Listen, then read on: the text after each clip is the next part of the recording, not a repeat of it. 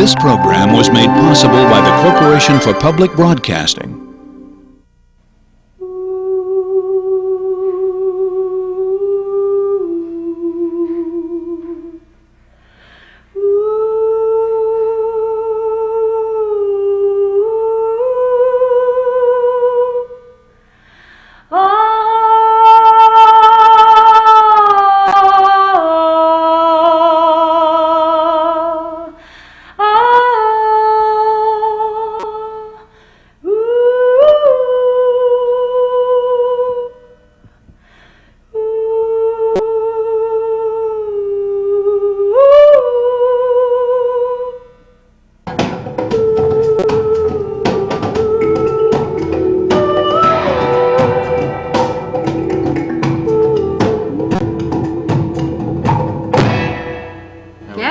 That works. That's nice, isn't it? Yeah, sounds good.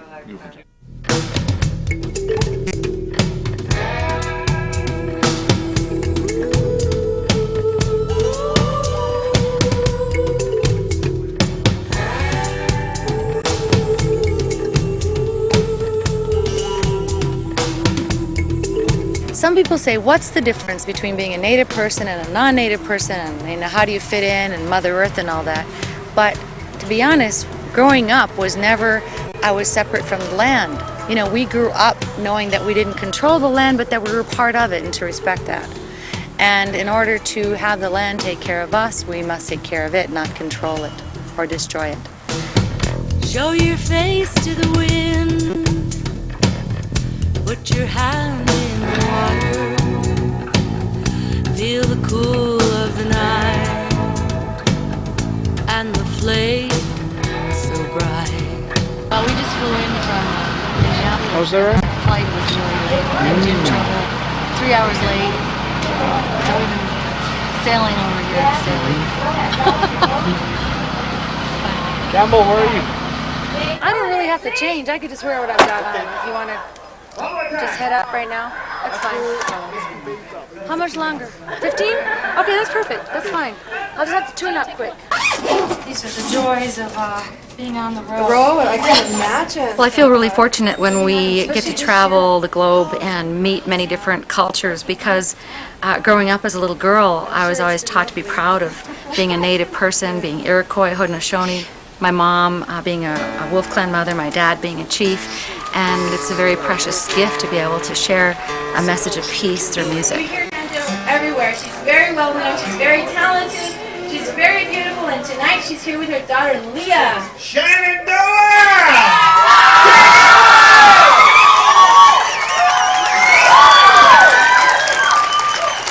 Hey, how many of you all out there appreciate women?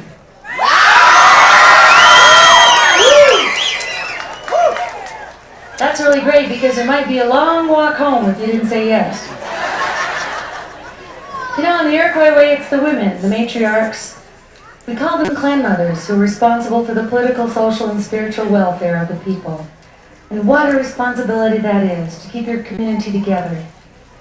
So we'd like to honor all the women that are here tonight from a song off the Matriarch album. Yo-ho, yo-ho, yo-ho, hey-ya, Yuanande-ho, ho-ya-wane-ho, yuine-ho, hawi-hawine, gai-no-ya-hey-ya. Certainly when you do encounter Native American music, Joanne Shenandoah is one of the names immediately right at the forefront. Joanne has been incredibly successful on her own terms without the support of the major labels and mainstream music industry, and she has done that for a very, very long time. I have some fantastic news, and that is just 2 days ago, the Recording Academy announced there will be a Native American category in the Grammys this year. Isn't that exciting?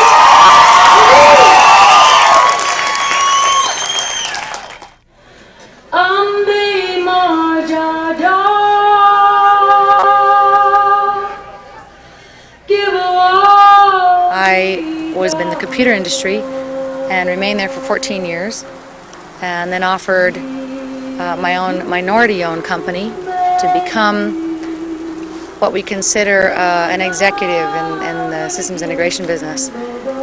And I saw a huge tree being cut down outside my window office, and something uprooted me at that point.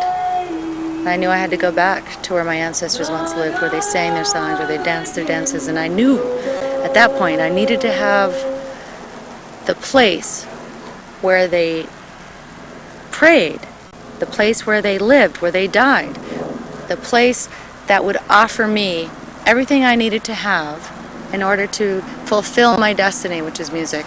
And being that my name is Degali Wakwak, which is she sings, this is something that was meant to be.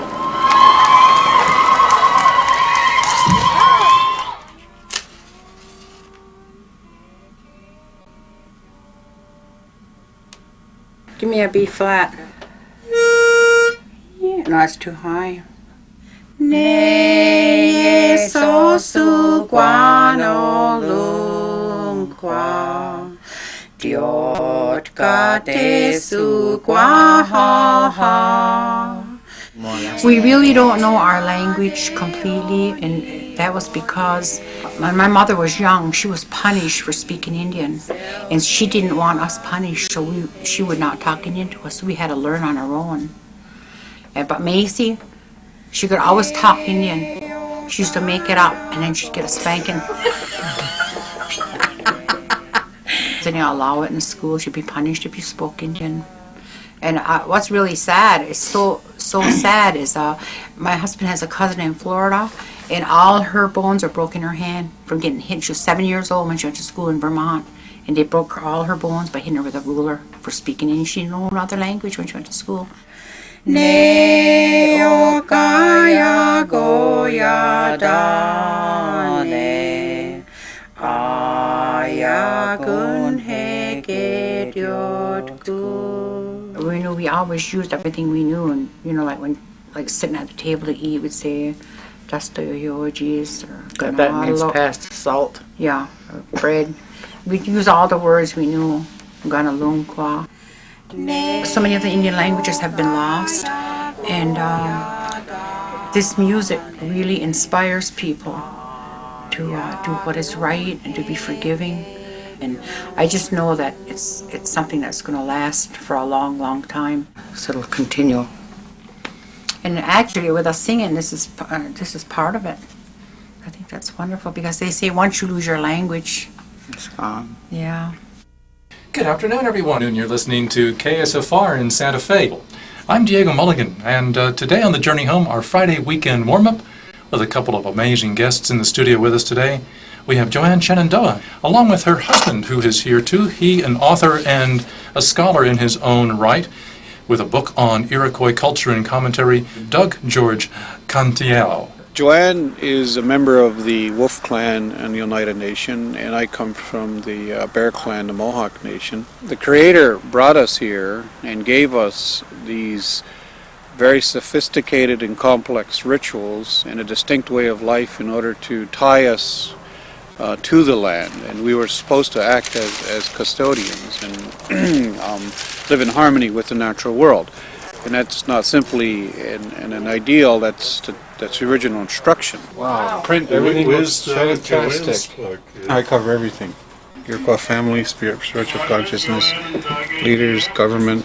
In general, I believe that there's a gross misunderstanding of what the Indian cultures have to offer in a contemporary society. And I think this book, especially in the politically charged environment of New York and upstate New York, will allow people to see that there is a real human spirit behind the Indian culture that's right in their back door. What they fail to understand is our emotional attachment to the earth. The Iroquois were displaced from our Aboriginal territory against our wishes. New York State engaged in a series of actions that were highly illegal, and New York knew this at the time it was doing it, and elected to deal with minor factions rather than and negotiate with the Iroquois as a whole, as required under our traditional law. Today there are Oneidas who are attempting to regain land that was taken from them by New York State in the early 19th century, taken in land transfers that were illegal according to United States laws, at least as the Supreme Court has ruled it. The Oneida people have lived here for untold generations. In these lands are buried our ancestors. This is where we sang our songs, we danced our dances. And the important part to remember about all of this is that the people who live next door to us are our neighbors as well. They have also had generations upon generations buried here in these sacred grounds. So to think about how do we preserve our dignity, preserve our culture, preserve our heritage, still remain neighbors amongst each other, learn how to live next to each other in peace and harmony.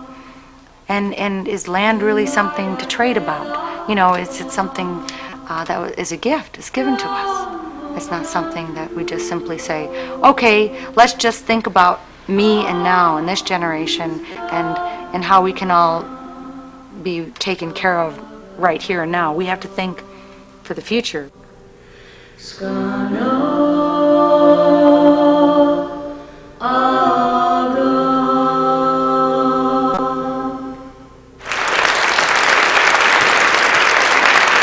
Oneida people have been separated and divided for many generations. The Oneidas of Wisconsin, of Canada, even the Oneidas here in central New York did not know what a community felt like. And my family worked hard along with many members of the Iroquois Confederacy to begin our ceremonies again, to sing our sacred songs and our dances on that land.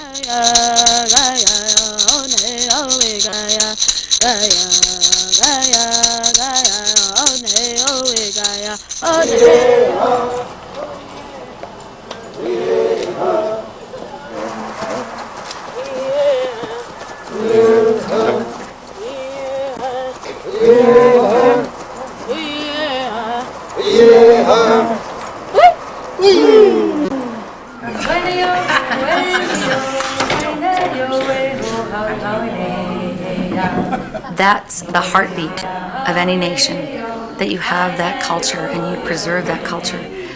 Now our children will know what it feels like to sit in that circle, to dance in that circle, to shake those rattles and sing those songs, and they will continue to do that for their children.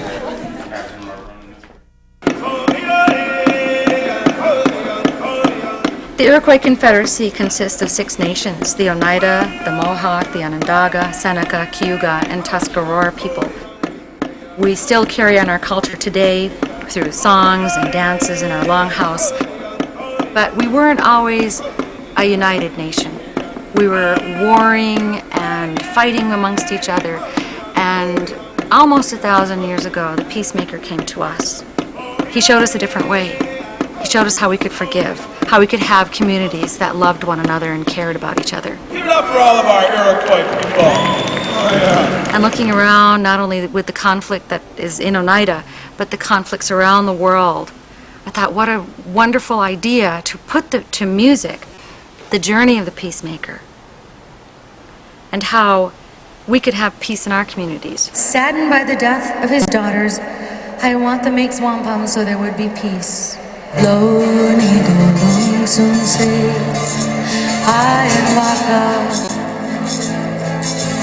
Meiji onaeo Segoyo wakuha. Being on stage with my daughter Leah and my sister Diane is very special to me because we sing from the same voice almost. It's as if, you know, we came out of the ground in the same place and our songs will touch the earth and sky almost in the same place. When you offer up song, it's very similar to all the birds singing together. Very similar to the wind blowing and to the water that flows by, because it all doesn't sound the same. And that's what's so precious about music, is that we can all share a bit of our soul, who we are.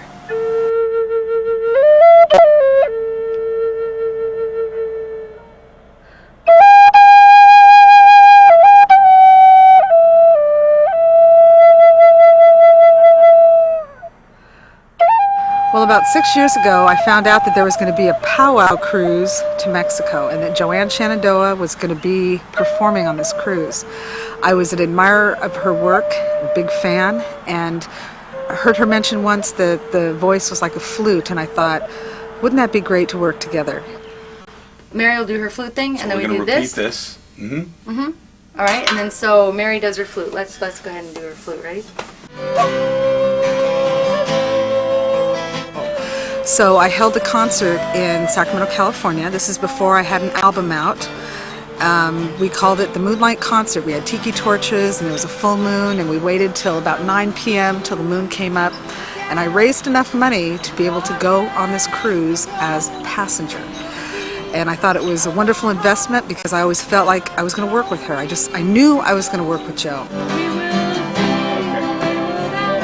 I really love working with other musicians because it's a real sense of creativity, a shared creativity. It really offers me some insight into their soul and allows me to share back. And will they listen to the stories? Will they hear our ancestors call? And will they realize what we've sacrificed to keep our music alive and well? I go into another place when I do my music. It's not really of this world. It's communing with the earth. It's communing with my guardians, with the Creator, asking for guidance, and I give it up to that. I don't try to control it or force it. And later when I hear it on the radio or television, I'm a little taken aback because it doesn't seem like, that came from me, and I know it doesn't. I don't give the credit to myself. The oceans and their bounty. I'm currently working on a song with Brian Kirkpatrick and Neil Young, and the song is called Treaty. It's about broken promises. Has everything to do with what we're experiencing here in Oneida. Who am I, your honor? Who am I, your grace? Who do you see standing here as you look upon my face? Hear me, Mr. President, this is sacred ground. You cannot own my spirit like you can't own the ground. Many Native groups were moved from their traditional homelands to reservation lands, which were almost invariably lands that no one else wanted. The Indian Gaming Regulatory Act of 1988 opened the door for enormous opportunities for Native nations. There's nothing inherently bad about casinos, and there's nothing that says that casinos cannot be a resource for Native tribes and build upon traditional values. In 1993, when the Casino Compact was signed behind closed doors without any input from the Oneida people whatsoever, that was the turning point for the Oneida people. Were we going to continue as a traditional people, or were we going to focus on economic gain alone? There wasn't one particular day where I knew there was going to be a major division in our family. It came over time, and it was like something chipping away at pride, at dignity, at love, at trust. All the things which you revere, the things that keep you going. A lot of the people who took the gambling bait were the ones that were perhaps not as grounded culturally, or spiritually. They trade off gambling initiatives for land, and that was something that, in my interpretation, was sacrilege.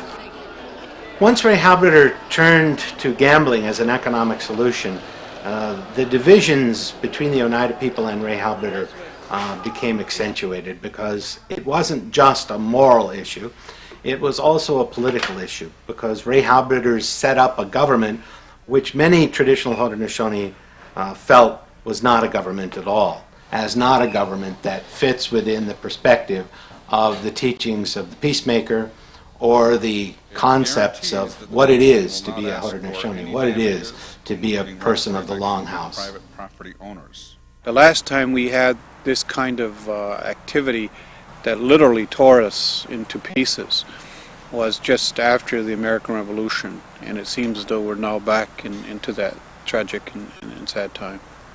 My cousin was removed from his position as a leader, a representative in the Oneida Nation by my mother, who has that right and responsibility being a Wolf Clan mother. That decision was also ratified by the Confederacy and the Bureau of Indian Affairs.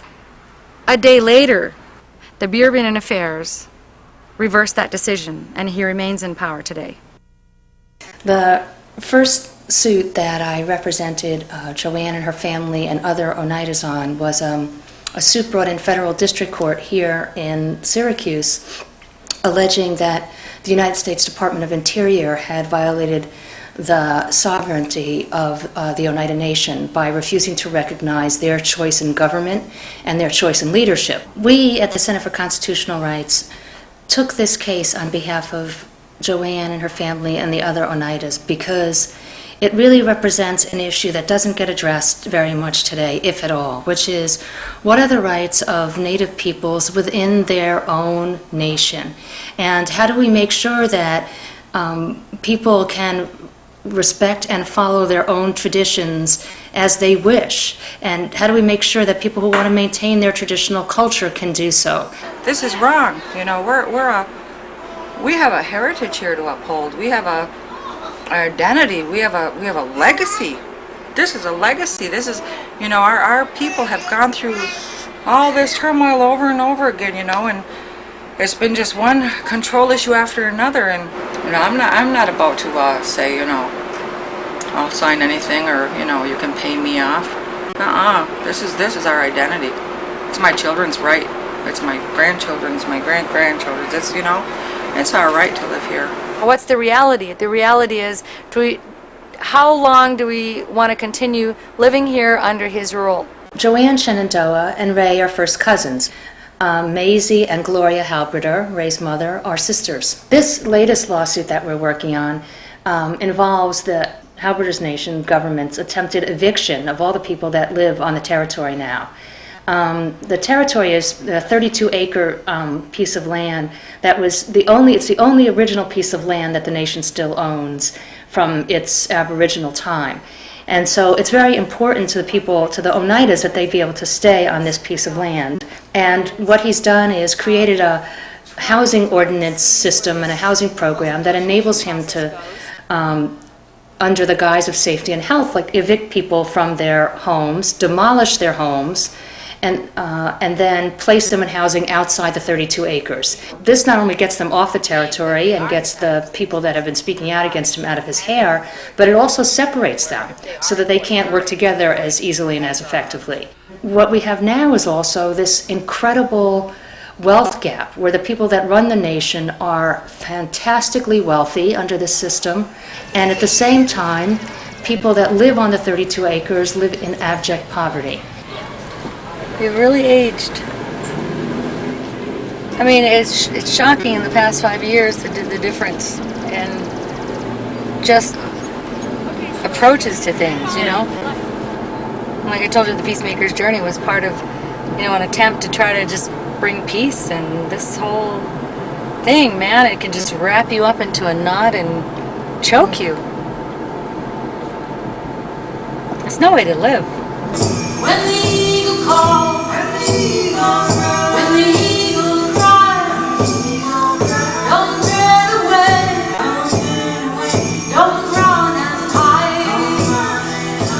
In 1995, when we went on a march for democracy, about 150 Oneidas lost their voice, they lost their jobs, they lost their standing within the community, and this meant that some people who weren't even on the march lost their educational benefits, they lost health insurance, they lost their pension.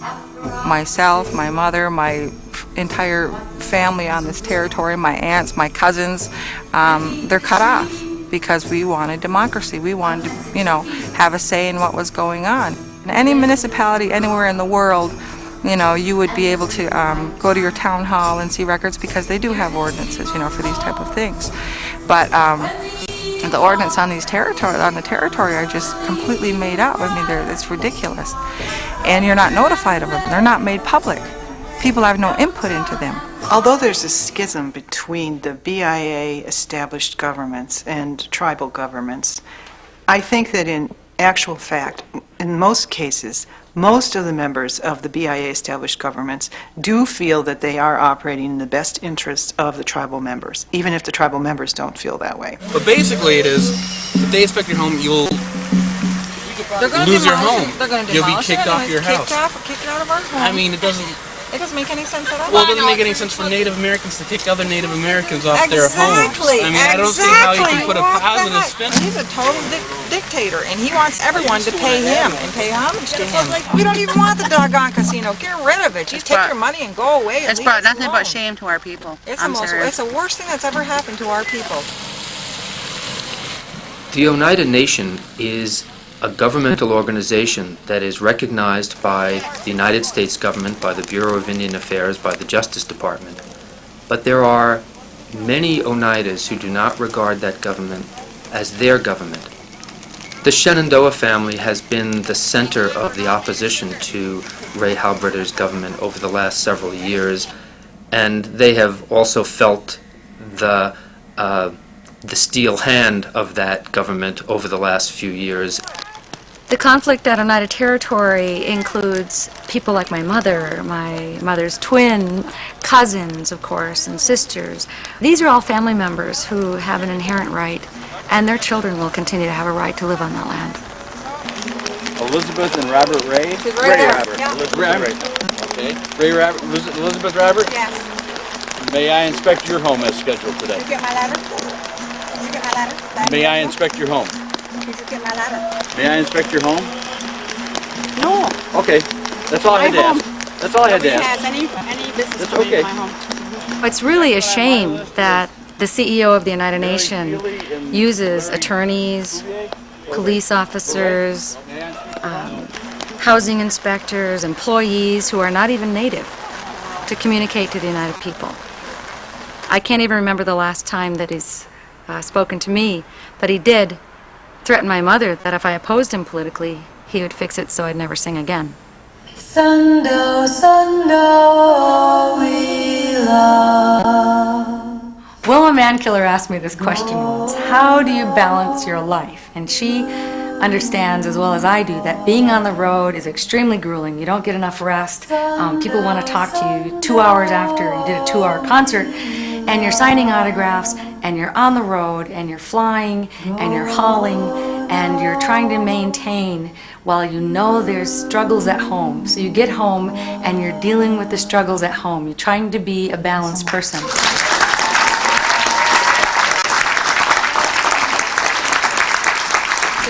Give us about 3 minutes, I think. Okay, guys, let's all make sure your signs are showing, because they're going to be out here in a few minutes. I believe that Ray and the Men's Council, they want everybody out of this territory. And with all the money and power they have, they are trying to push us out. But the 7 families that are here, we have decided to stay here. We're standing up for what is right. This is our land, this is our heritage, our culture. And we're not going anywhere. We're staying right here.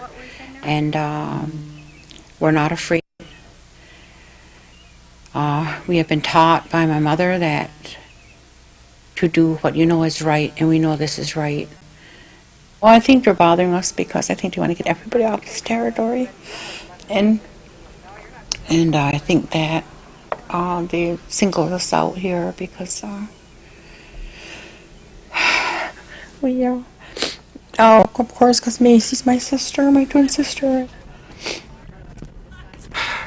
Because Ray Halbrider does not follow the Haudenosaunee tradition of diffusing responsibility and distributing responsibility across the nation, because he wishes to be the final arbiter, there is now a dissension within the Oneida people. It is like a civil war, which is caused by a conflict of philosophies. It's not just a conflict of personalities. It's not just the Shenandoah family versus Ray Halbrider. It's a difference in how they perceive a government of First Nation people, Indian people, Oneida people should be.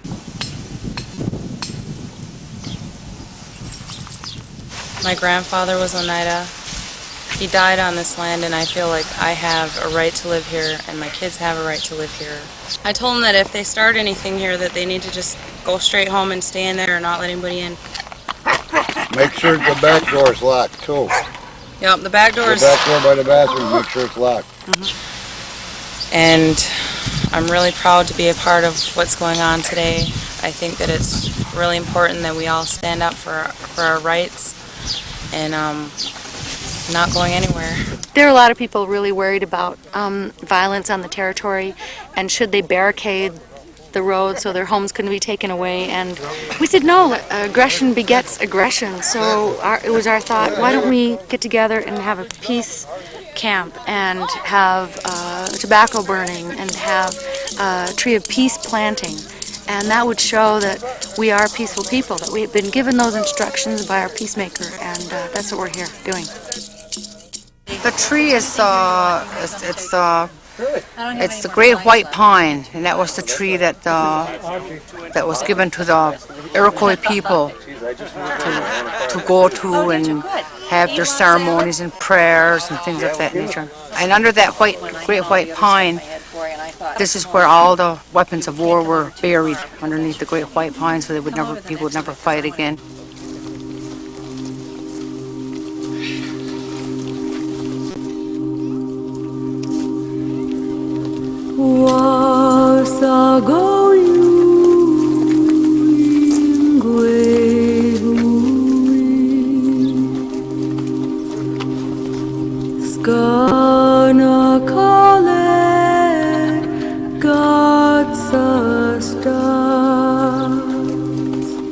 I think that Joanne is a protector for other members of her family and for other Oneidas who are at odds with the Alberta government today. She is so well known, so well liked, that she does serve as a protection for other people. Joanne's mother and her sisters are the core group involved in this. They're the ones that hold together as a family, and the struggle under normal circumstances, you'd think the pressure would break apart families when you lose your jobs, when you're living on limited income, when you have to resort to social services in order to get enough food or to get you through the winter or enough heat. But for them, it's done the opposite thing. You know, they are coalescing. They're becoming stronger. They're becoming more determined. That regardless of what happens to them, they're gonna push through with this. They're not going to concede. And I imagine that's one of the great frustrations of the United Nations of New York is why can't they get these people to simply recognize the political realities as most people would, as most Oneidas have, and simply concede. But they won't do it. But it's that unwillingness to concede that seems to be a biological or genetic characteristic of the Cornelius family, and that's my wife's grandmother. Her maiden name was Mary Cornelius. That seems to run like a very strong and powerful stream through Oneida history.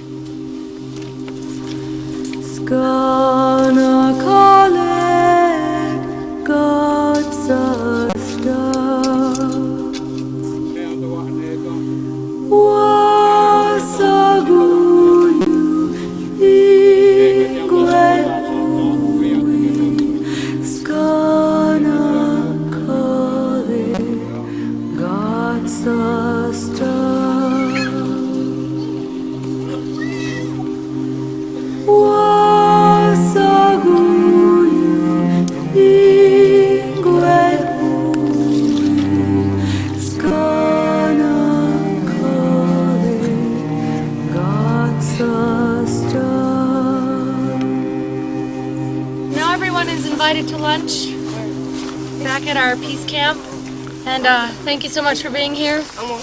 Very special moment. Yeah.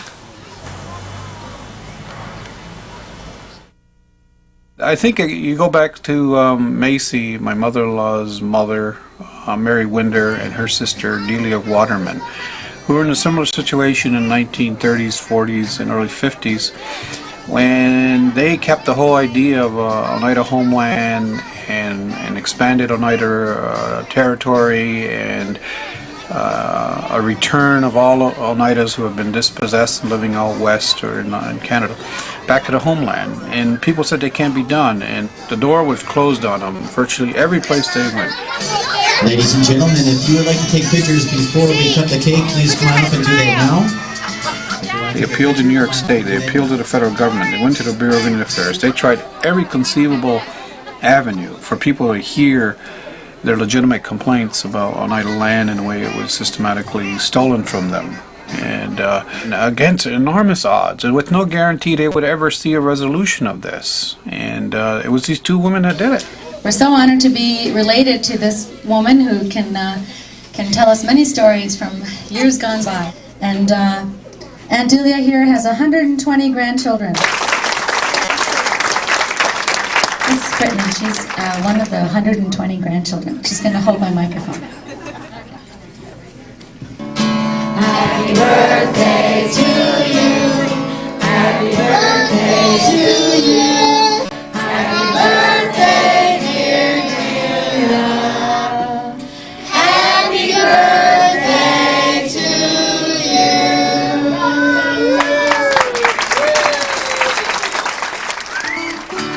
Well, here's one of the songs I'm working on for the next recording. Dan walu hey, la du hey, ya gungue. In peace and war she will embrace, see strength and wisdom in her face. She'll offer her hand, though tired and worn, and nurture the land for those unborn. Dan walu hey, la du hey, ya gungue.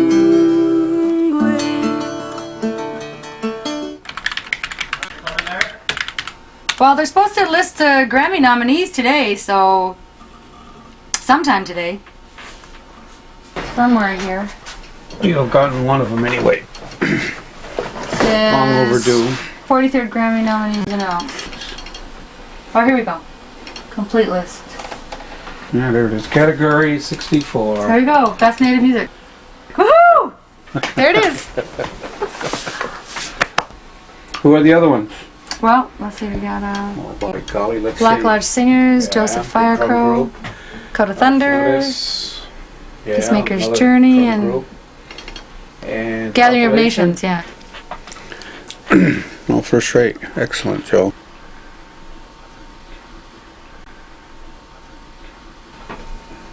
So that's really great. Joined some very good people there. Black Some Lodge Singers, for sure. Real good, real good competition going here, but Fire it's just an honor to be on the list. Just be part of it. It's great. Thanks, Well Alpha. done. Now it's just a matter of going on the stage and Oh, wow, can't believe it. pushing aside Madonna and those other people and going Oh, grab yeah, your as if. award. As if. You crazy. You sure are looking good.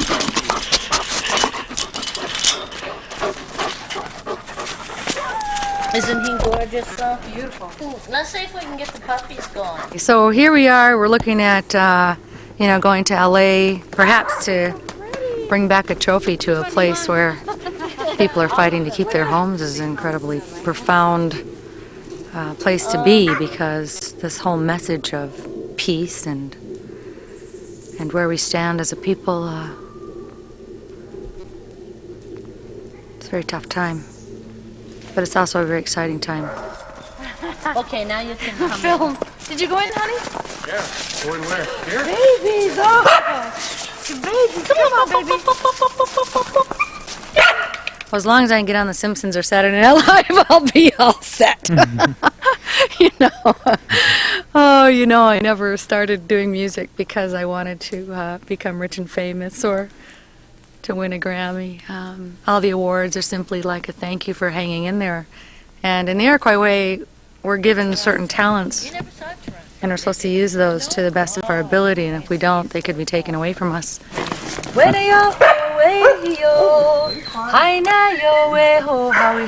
my kid, leave it alone.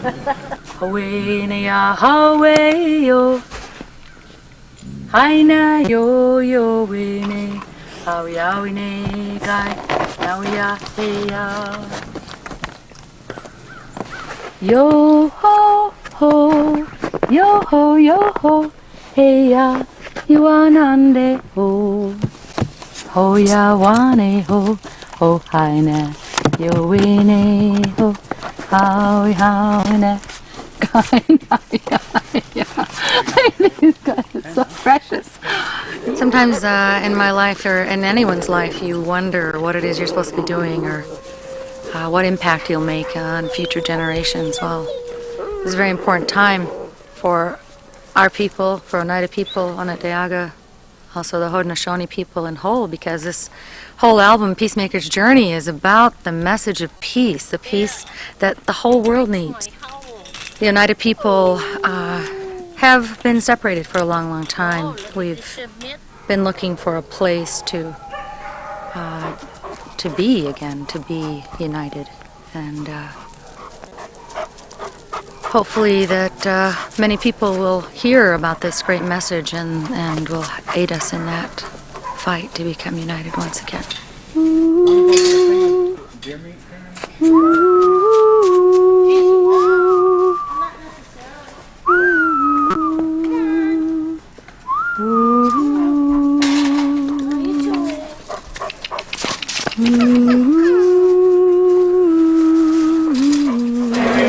Fourth row, section 3. When Joanne gets excited, she squeezes whoever's hand she happens to have. I'm going to have a sore hand.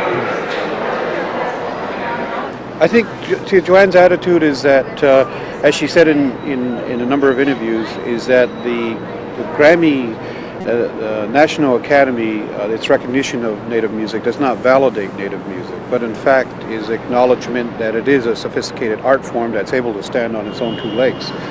And the way she approaches it, the nomination is a great honor and has accorded her a great deal of attention and support, both from the Native and non-Native community. And so when she goes there tomorrow, she's going there as part of a Native collective. You know, she doesn't feel as though she needs to compete with anybody. She doesn't feel as though there's going to be any kind of winner or loser. In fact, whoever takes center stage tomorrow evening is going to go there with a great deal of enthusiasm and a great deal of hope. You know, they'll be carrying Native people on their shoulders when they take that short walk up those stairs. And I think that's the way she's going to see it. That's the way she's going to perceive it. You know, she's going to be there accompanied by her ancestors, those who have gone on before.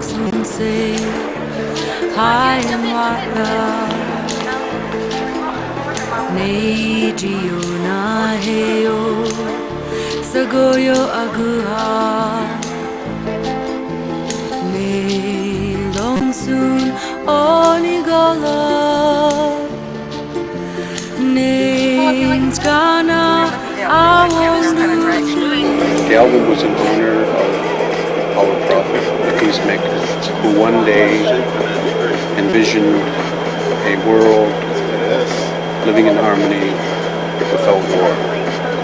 And you say, special thanks to my grandmother, to my mother, to my family, my producer Tom Wassinger, James Marion, the people at Silver, and Skip and Carol Haley. That will take about 40 seconds, 45 seconds. That's what they're going to give you. That's what they're going to give you. Recording Academy for recognizing the original music of Native America, of this land. Oh, the original music, and thank the Recording Academy You don't have to say that. Just say, no, like, this is the original music of this land, and you raise that eagle feather. Say that again, Joel. No. What are these guys doing cutting in front of us? Tonight, live from Los Angeles, the Recording Academy welcomes you to the 43rd Annual Grammy Awards, celebrating the best in recorded music for the past year. Ladies and gentlemen, Val Kilmer and Robbie Robertson.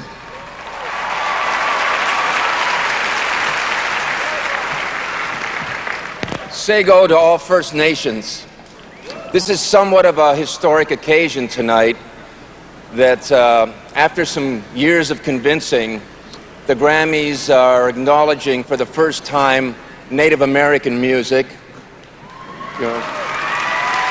The original roots music of this continent. And the nominees are Tribute to Elders, Black Lodge Singers, Cheyenne Nation, Joseph Firecrow,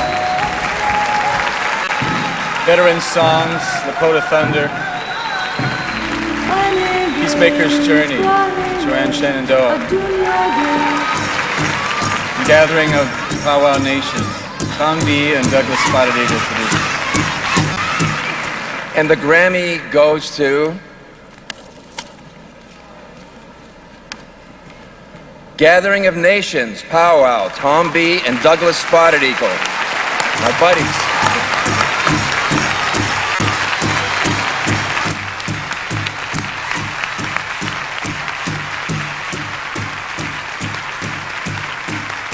So it was fantastic. It was so much fun. It was great, really, in the sense that so many people were there to support me and be part of the experience. You know, really fun. Loved having Skip and Carol and my sister and my daughter, my mom, and friends from New York. It was just great, really great. Absolutely, just wonderful time. And you know, it's not even that. I mean, that didn't affect me as much as I think it affected everybody else. Kind of, you know, I think they wanted me to have the award more than I wanted me to have it because it means that much to them, you know. The music means that much to them. It's great.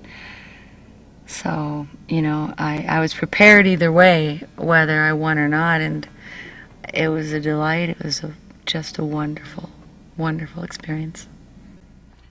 We're on 110 as we speak. We're right on 110. Okay, we'll see you in a little while. Okay. All set? Yeah. Let's see, here we go. 5 south? No, we're going 5. Well, I want to go meet with these guys from Paris Recordings in Los Angeles because I think they really have an insight into the record industry. And I think that'll help get the music and the message heard throughout the world.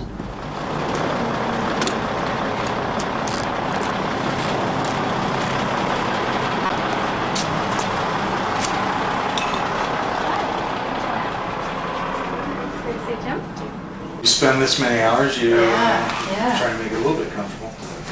So how's it going? Good. We're contracts. Look at your schedule though, and let's try to get a window of like 6 weeks or so. I mean, if the photo shoot works, Yeah. and then it's just a matter of pulling together the rest of it. That's easier. Yeah, well, it's just going to be We'll get fun. the time. I'm looking forward to it. I've been wanting to do it for a while, so I'm real psyched. June, when Paul Brodsman came into our office and said, "Here, listen to this," and he gave us Peacemaker's Journey. We got the CD, listened to it, and within hours, we had our first conversation with her because Paul just said, "Let's talk to Joanne," you know, and he called her and we had probably about an hour-long conversation, and it was fantastic. I mean, her personality really comes out over the phone as it does on her singing as well. So it's and it was at that time that we decided that she would be a perfect artist for us to build a company around.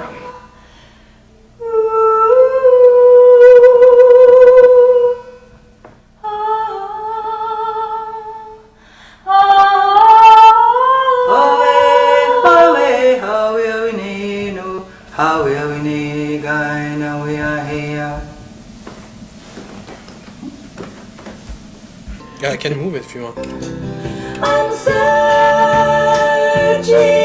for all I'm worth. A little late on that. Okay.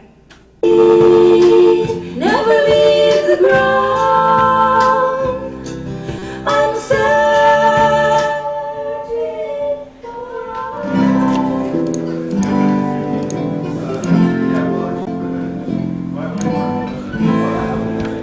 Now, Brian. Yeah. Throughout that section, did you move all the G's to G sharp or just? Hey, no, I didn't do anything look yet. who's here. I didn't do anything. I just wanted. Bruce. How are you? Good to see you. Good to see you. Right. So glad you could come. Yeah, me too. They were off in a canoe, and in the distance they saw the silver and gold just glowing. And so as they got closer, they realized that it was these two serpents.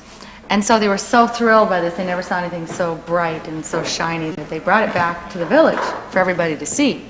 So everybody was like, wow, man, we never saw anything like this, you know, and everybody brought all their best food forward and, you know, kept feeding these serpents, and they started getting bigger and bigger and bigger. And soon enough, they got out of control, and they couldn't eat enough, couldn't get enough. I mean, they started devouring the children, and everybody started running, and it was a big mess. Everybody started fighting against themselves. So a little bit like today. You know, and of course, some people liken it to the greed associated with the influx of money on reservations today. They left a trail of destruction. Cut through the mountains, rivers and streams.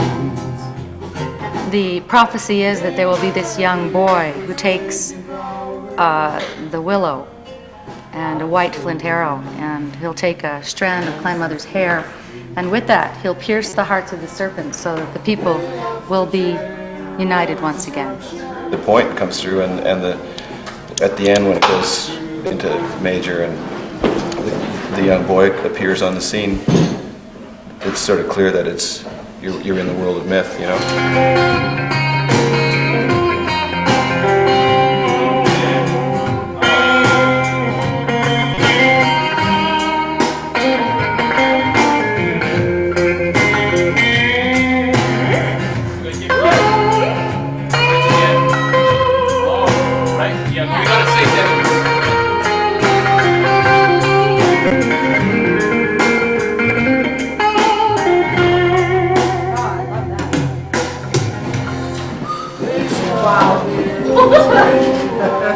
Singing with you. Sounds like music.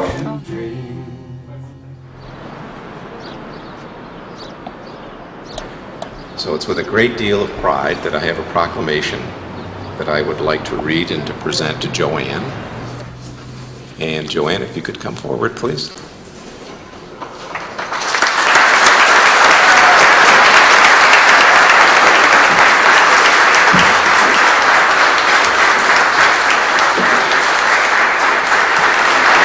Whereas the history of Syracuse in central New York begins with the first people of this region and the rise of the Iroquois Confederacy, an alliance of courage, intellect, and spirit that continues to make great contributions to the economy, culture, and governance of this community. And whereas it is proper for the city of Syracuse to honor this heritage by recognizing those individuals who best represent our region's proud past. And whereas Joanne Shenandoah, a member of the Oneida Nation's Wolf Clan, is the undisputed voice of the Iroquois Confederacy and an ambassador for the Native American people, both nationally and internationally. And whereas Joanne Shenandoah bridges the rivers of time and culture that too often separate modern Syracuse from its glorious past as the seat of a great nation and a great people. Therefore, I, Roy Bernardi, Mayor of the City of Syracuse, do hereby proclaim the 9th day of April in the year 2001 as Joanne Shenandoah Day in the City of Syracuse.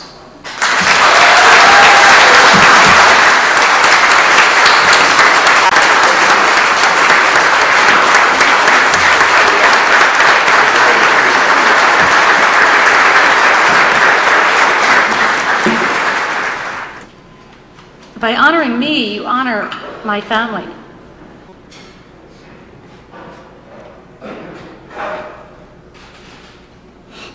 You honor those who have gone before us, those who will come after us. And with that, I guess we're going to try to sing.